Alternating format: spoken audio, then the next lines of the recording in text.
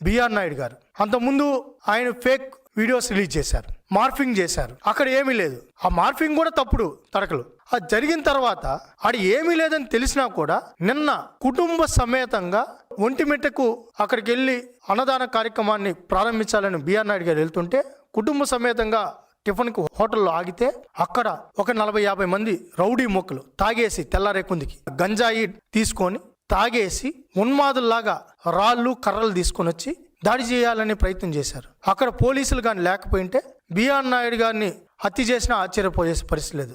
ఏం చేయడానికైనా వాళ్ళు సిద్ధంగా ఉన్నారు. తిరుపతిలో అలజడి సృష్టించాలి, తిరుమలలో అలజడి సృష్టించాలి, పవిత్రతను దెబ్బతీయాలి. ఇది బిఆర్ నాయుడు గారు కుటుంబ సభ్యులు ఆడున్నారు. ఆ మహాతల్లి కూడా ఆ కారులోనే ఉంది, వాళ్ళ సతీమణి. ఏంటిది?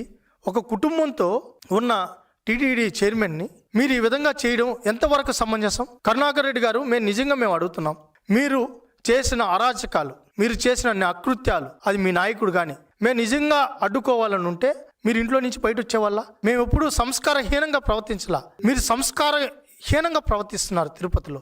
ఏంటి బిఆర్ నాయుడు గారి మీద దాడి చేయడం అంటే ఏంటి అర్థం? రాజకీయాల్లో విమర్శలు ఓకే, మీరు దాడి చేయడం అంటే ఏంటి? నిన్న హత్యా ప్రయత్నం జరిగింది వాస్తవా కాదా? ఏం పని అది? ఆయన హోటల్లో కుటుంబ సమేతంగా టిఫిన్కి వస్తే మీ రౌడీ ముక్కలు పంపించింది వాస్తవా కాదా?